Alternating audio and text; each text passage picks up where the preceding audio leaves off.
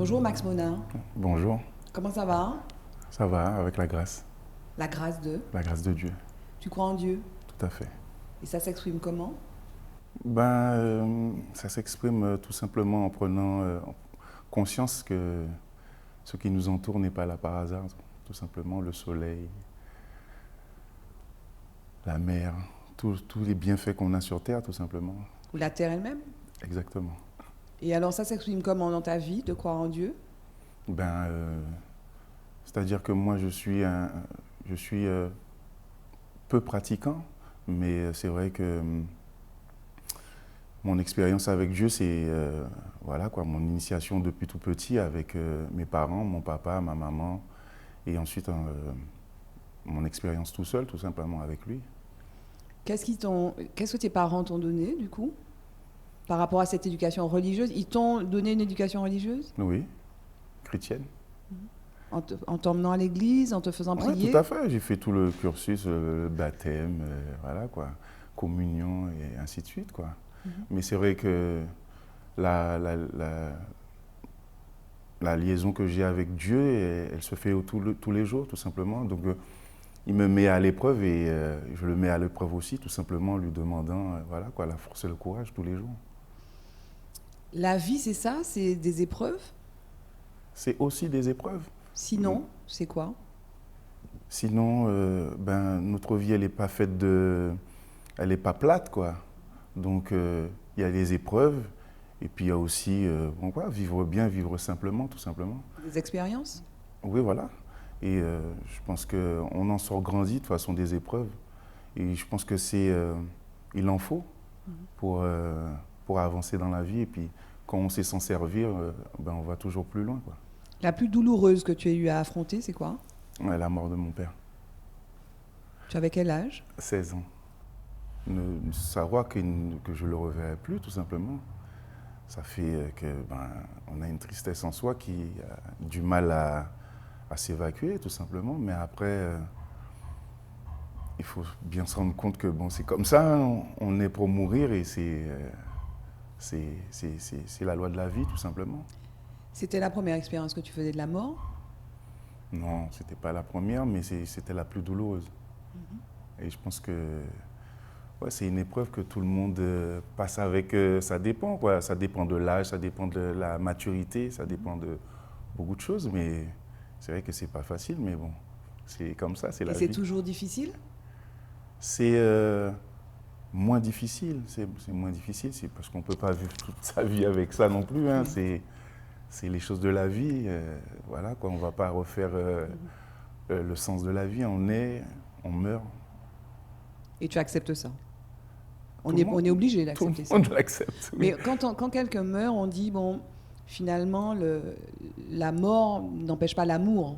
Et donc l'amour reste dans le cœur de ceux qui restent quand les autres sont partis. Est-ce que c'est ça? Est-ce que le plus fort, c'est pas l'amour finalement?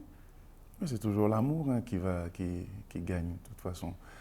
Bon, voilà quoi, avec mon papa, j'ai vécu une histoire, je vais dire magnifique, une Mhm. histoire pas comme les autres, Pourquoi, hein? parce qu'il n'était pas comme les autres, tout simplement. Et Qu'est-ce qui le rendait spécial? Toi, en tant que fils, enfin, nous le connaissons en tant que chanteur, artiste, grand artiste, mais toi, en tant que fils, on a parlé d'amour, mais qu'est-ce qui le rendait si spécial? sa simplicité, je pense. Et comment dire, sa manière de voir la vie, tout simplement. Sa manière d'aborder la vie, de s'investir dans son art aussi. Et puis, donc, moi, je l'ai vu dans plusieurs situations. Papa, musicien, euh, acteur. Donc, je l'ai vu dans plusieurs domaines et voilà quoi, il faisait à 200% ce qu'il devait faire, tout simplement. Mhm. Il était engagé dans tout ce qu'il faisait. Tout à fait. Il était entier. Ouais, je dirais qu'il était en pleine conscience de ce qu'il faisait, quoi, et puis de ce qu'il allait laisser, en fin de compte. Mhm. Il ne faisait pas les choses pour rien. Et est-ce que c'est facile d'être le fils de Jeanne Mouna? Je dirais pas facile, mais bon, moi, j'ai pas été confronté à tout ça étant jeune. le fils de. Moi, je m'appelle Max et je me suis appelé Max pendant 17 ans en métropole où on ne savait pas qui j'étais. Quand je suis revenu ici en 97, eh ben, les gens voilà, quoi, ont découvert qui j'étais. Et puis voilà. Mais est-ce que c'est facile du coup? Ils ont découvert qui tu étais ici. Est-ce que c'est facile? Parce que tu ressembles beaucoup à ton papa? Non, Tu es le c'est-à-dire que. portrait de ton père. Quand on t'entend chanter, tu as la voix de ton père. Est-ce que c'est facile d'assumer ça? Non, c'est pas facile. C'est-à-dire que le fait d'être à l'écart pendant un long moment, ça m'a permis de mieux aborder voilà, quoi, les sollicitations et puis le regard des autres. Mhm. Est-ce que tu es musicien, mais tu n'as pas toujours été musicien? Non. Qu'est-ce que tu as fait avant?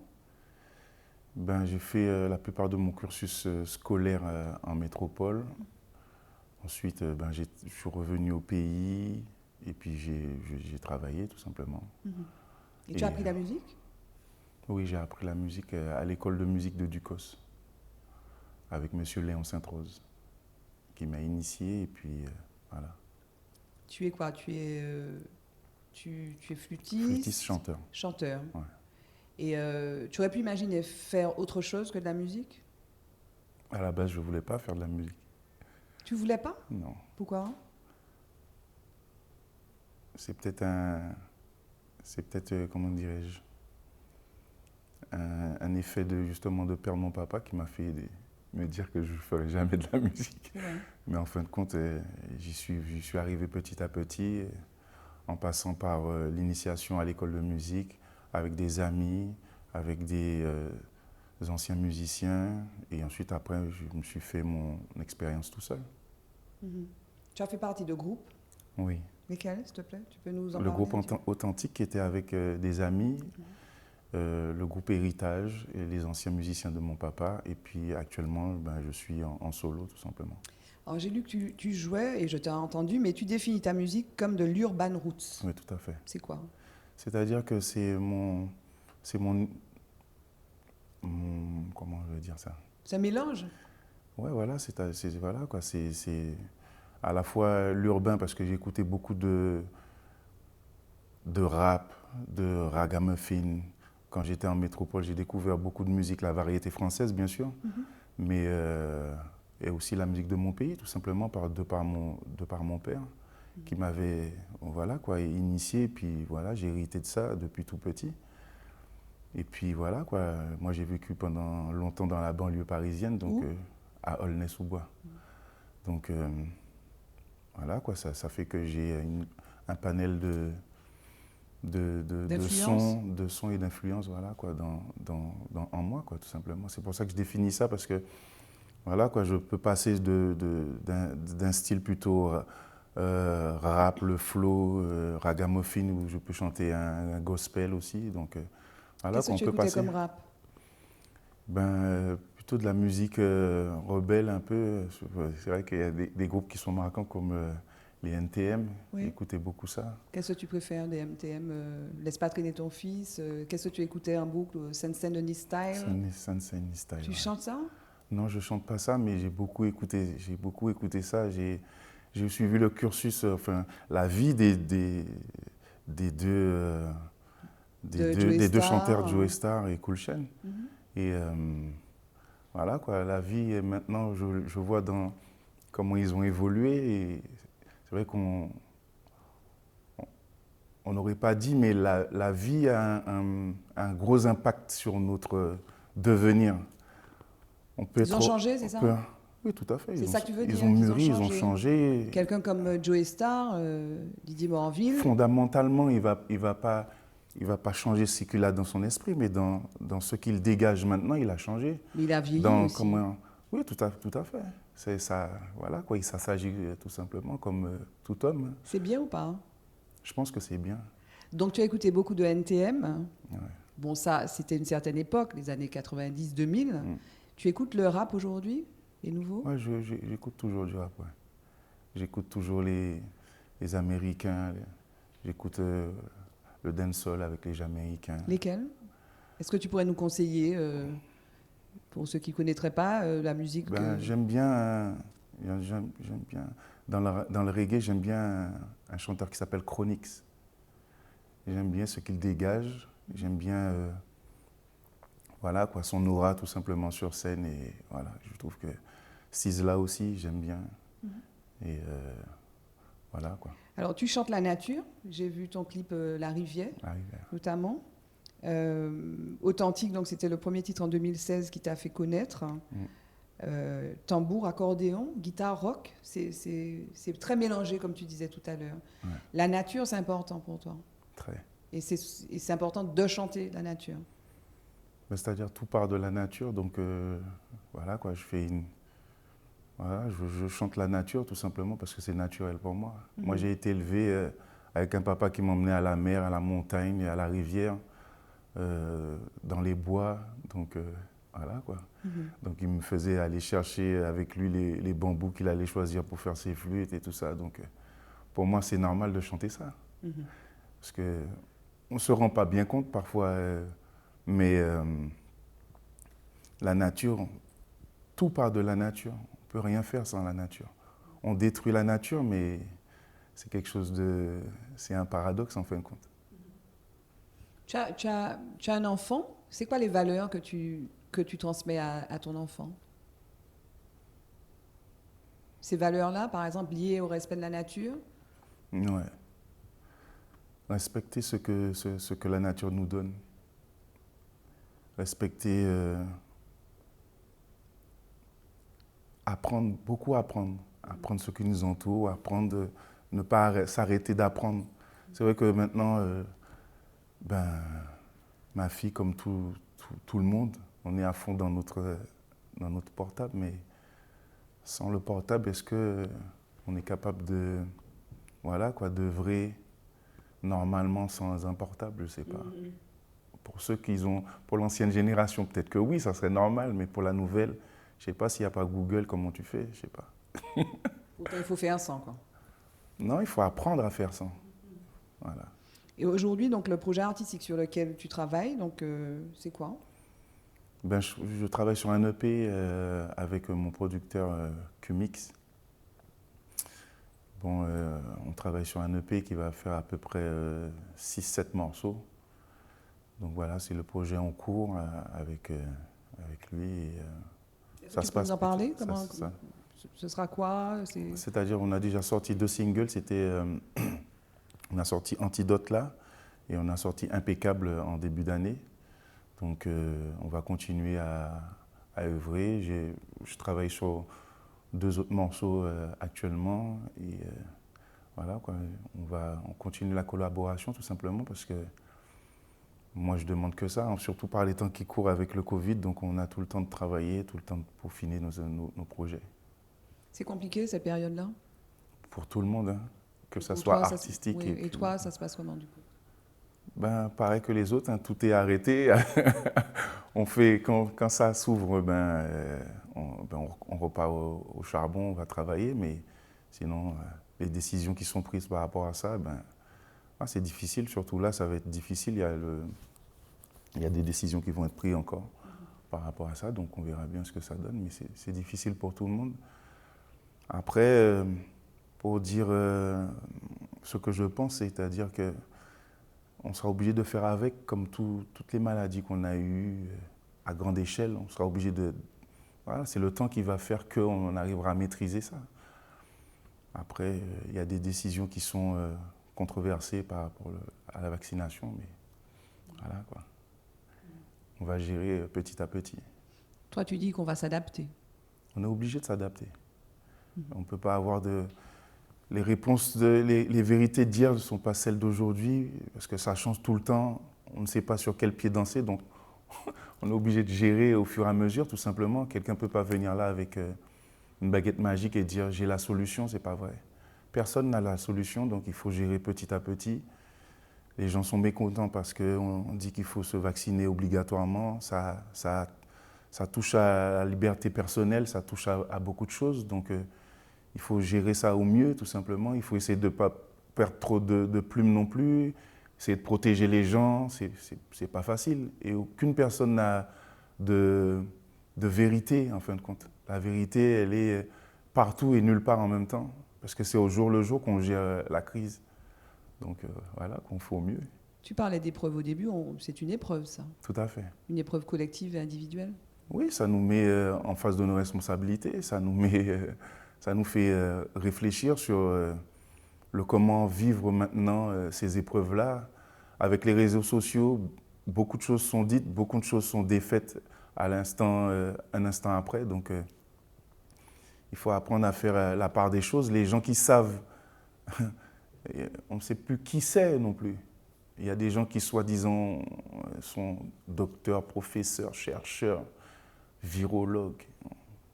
Mais la vérité, elle est où? C'est au fur et à mesure qu'on a la vérité. Ce n'est pas d'un coup d'un seul où on arrive à avoir la chose précise pour dire on va éradiquer ça tout de suite. Les médecins, les virologues, les chercheurs ne sont pas chercheurs, virologues, médecins? Il faudrait mettre en doute le fait qu'ils le soient? Non, je mets en doute rien. C'est-à-dire que le même corps de métier peut dire une chose et son contraire. Donc c'est le temps qui va dire qui a raison ou pas. Mais à l'instant T, personne ne sait qui dit la vérité.